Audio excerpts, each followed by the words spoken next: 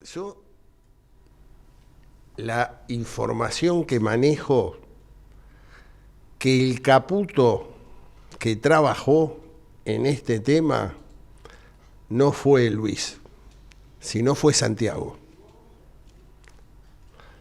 Y que la duda que hay, yo creo que los cargos no desaparecen, y cuando decís viene del ala política, el ala política es Santiago Caputo. Santiago Caputo es parte de la mesa chica de toma de decisiones junto con la funcionaria más fuerte de este gobierno, que es Karina Milei, y el presidente de la República. Y que suele, en algunas reuniones, de vez en cuando, entrar el jefe de gabinete Nicolás Posse. Pero las decisiones importantes es de trío, los dos Milei y Santiago Caputo. Que esto te digo, y recordá, vos que sos una mujer de buena memoria, acordate el discurso de triunfo en el balotaje, el primero, no el segundo, no en la calle, sino el primero, donde él agradece específicamente a dos personas, Karina Milei y Santiago Caputo. Recordemos que en los últimos días, como en otros estamentos del Estado, hubo cesación de contratos en distintas áreas de la Secretaría de Bioeconomía o de Agricultura, que fueron notificados telefónicamente, es decir, cada subsecretario, director se comunicaba con la gente que tenía contratos y habían decidido cesantear, es decir, cortar con esos contratos, porque el formato es para otro tema, ¿no? El formato de contratación de muchos empleados públicos con contratos que se renuevan de hecho o porque viene otra gestión, bueno, es un tema aparte, pero fueron los subsecretarios o directores de área los que por teléfono les indicaban, después de las Pascuas, el miércoles, no se presenten. Al parecer, a los dos funcionarios que fueron designados, nombrados y generaron el proyecto de bioeconomía con Vilela, también les pidieron la renuncia por teléfono. Sí, sí. Un formato que no es el académico. No, y normal. De todos modos aseguran que son un equipo y que están trabajando con economía, debo decirlo. Yo te digo, es realmente especial la Secretaría, porque primero llamó la atención que el secretario conozca al presidente de la República en San Nicolás. Y esto de alguna manera, a mí lo que me surge es la improvisación.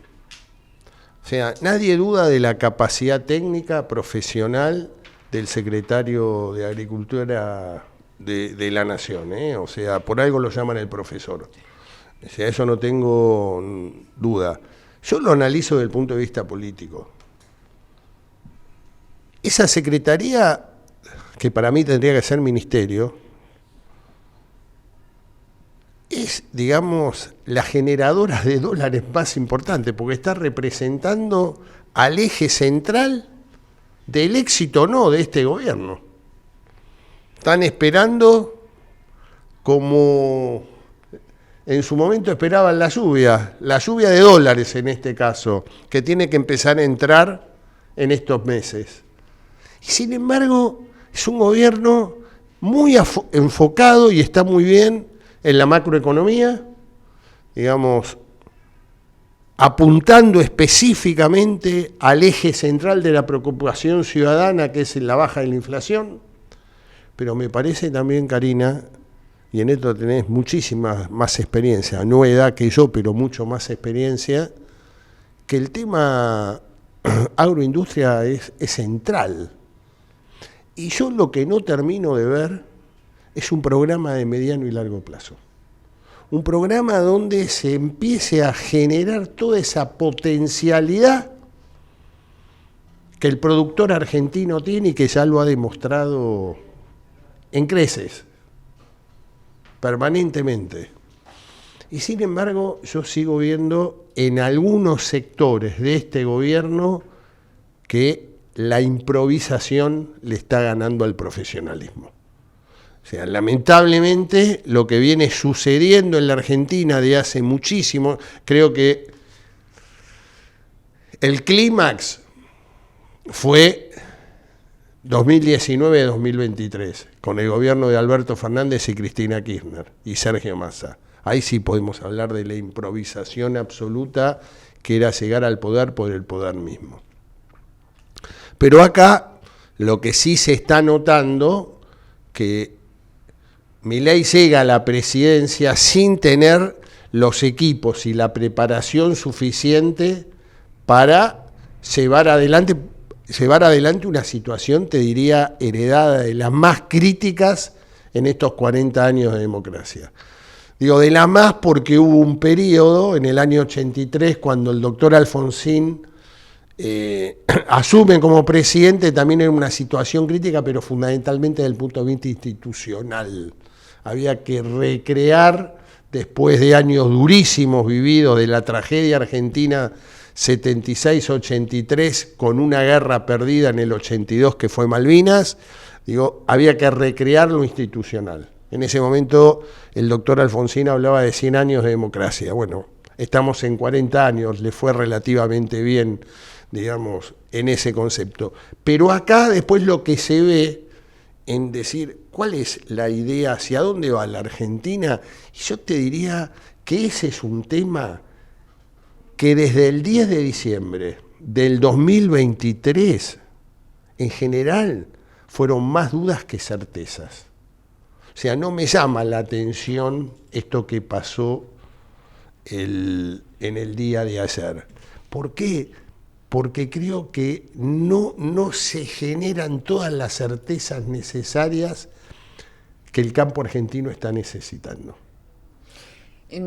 Aún no lo he podido desenmarañar porque no soy yo una experta en las cuestiones políticas. Desde el sector oficial se me repitió ayer, desde que se comenzó a conocer la noticia hasta muy tarde de la noche, cuando seguimos hablando con, insisto, personas del riñón, de la gestión de agricultura, que esta reestructuración, es decir, esta salida de 2 funcionarios que abonaban a la teoría y al proyecto de una Secretaría de Bioeconomía, que no es menor, a la cual, debemos decirlo, hemos mantenido el debido respeto, muchos productores de base, como se dice habitualmente, se resistían, porque decían, tenemos que reconocer el rol del productor, la bioeconomía, que es, bueno, no vamos a ponernos acá a hacer teorización sobre el tema, pero que son los pasos siguientes, digamos, más al agregado de valor, más la industrialización, más la transformación. Es un paso siguiente. La Secretaría de Agricultura debe, señalaban algunos productores de base, incluso nucleados en entidades agropecuarias, debe poner de relieve el rol del productor, la producción primaria. Lo otro es lo que sigue y ya tiene sus propias secretarías o direcciones, decían en ese momento. Hay que desenmarañar esta comunicación extraoficial, pero que nos llega desde las entrañas de la Secretaría, por decirlo de alguna manera, si bien, insisto, no se trata de una comunicación oficial, que en esta reestructuración la mirada, y se insiste con eso, estará puesta en el productor. Y saber que la Secretaría se sigue llamando Secretaría de Agricultura, Ganadería y Pesca. Quizá ver hasta dónde Fernando Videla, un catedrático, un hombre que ha sido un impulsor de esta frase, que incluso después acuñó el presidente Mauricio Macri mucho tiempo, el supermercado del mundo, es una frase acuñada por Fernando Videla, hasta dónde este señor, que insistimos, reconocido en el inicio de su gestión, puede adaptar este proyecto que él mismo le presentó a Javier Milei, sin siquiera ser designado, todos lo sabíamos, a esta visión de con el foco en el productor. Y a usted y a todos los que son analistas políticos, tratar de sacar la maleza del cultivo y ver a qué refieren. Yo lo que veo, te digo, en general, ¿no? Veo desde el 10 de diciembre, y creo que lo he dicho en varias oportunidades, tanto en Chacra 360 como en Futurar. Veo un gobierno, digamos, con muy poca autonomía de sus funcionarios. Yo te diría, a excepción de Patricia Bullrich, que la veo como la dirigente con más autonomía política para poder desarrollar su día a día, en líneas generales lo que estoy viendo es un Milei dependiente muy fuerte. Fíjate vos lo que decías recién, los 2 funcionarios salientes todavía no habían sido designados institucionalmente. Uno de ellos, el otro hará Bueno, 40 días, como mucho. Y Sí, estamos sí, sí. hablando, uno de ellos que creo que es Di Vela. Sí. Bueno, Un hombre de Río Cuarto, un estamos empresario. cumpliendo, hoy es 7 Más de 100 días de gestión. No, estamos cumpliendo casi 4 meses de gestión.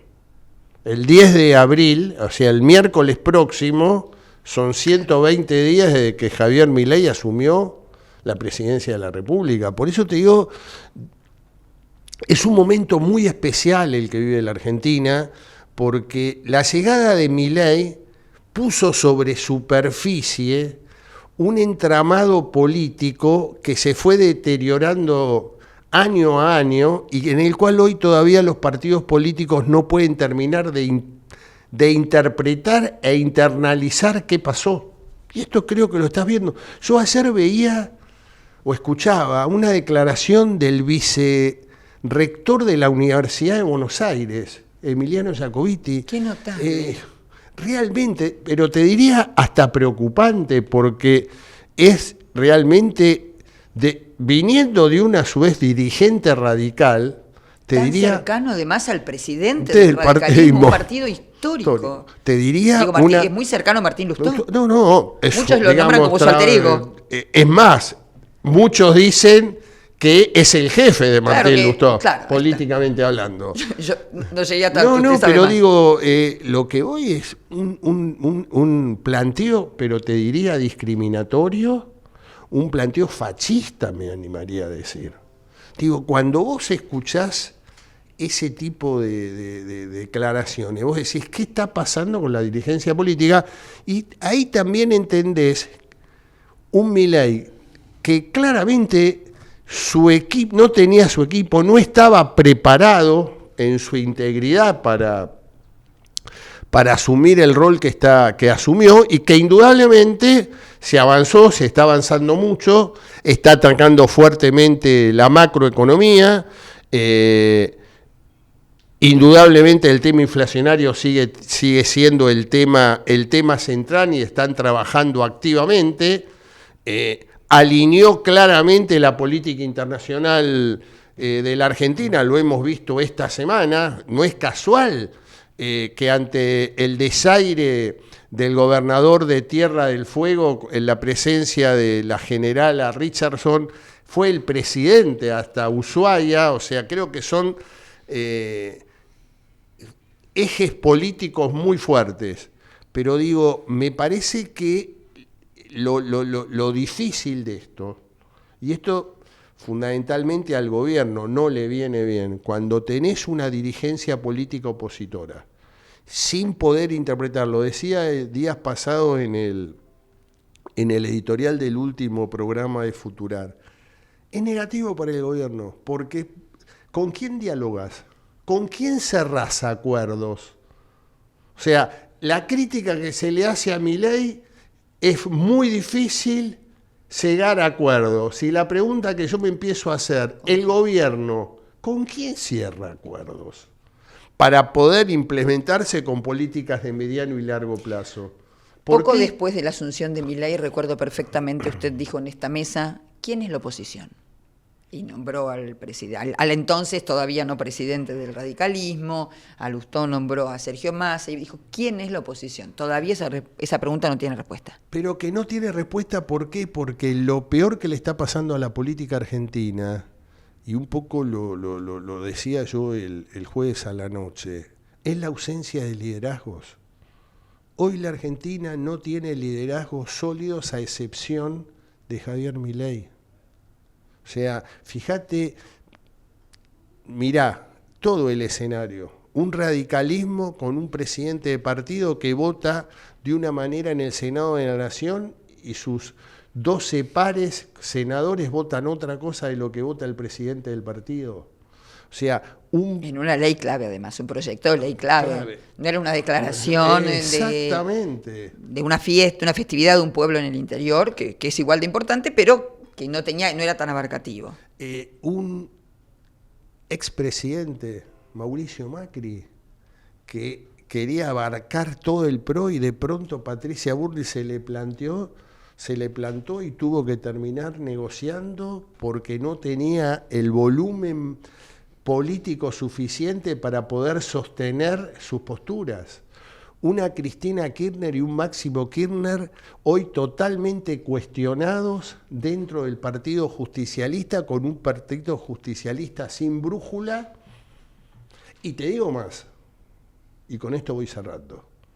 Empecemos a mirar con mucho detenimiento las nominaciones de los dos candidatos a la Corte Suprema de Justicia.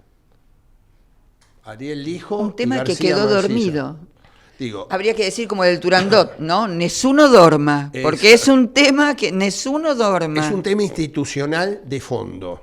¿Por qué te digo esto? Porque en esta crisis de liderazgos claros que hay, ¿con quién cerrás el acuerdo? ¿No tenés senadores librepensadores que no están respondiendo a ningún liderazgo político, porque lo que está en crisis son los liderazgos? O sea, ¿vas a negociar senador por senador? Una jugada arriesgada, una jugada en la cual no estuvo meditada con la magnitud de lo que estás pidiendo. ¿Y por qué? Porque me parece que creo que ahí se ve claramente la falta de expertise política de este gobierno. Eso fue impuesto por uno de los cortesanos, por el doctor Ricardo Lorenzetti, que logró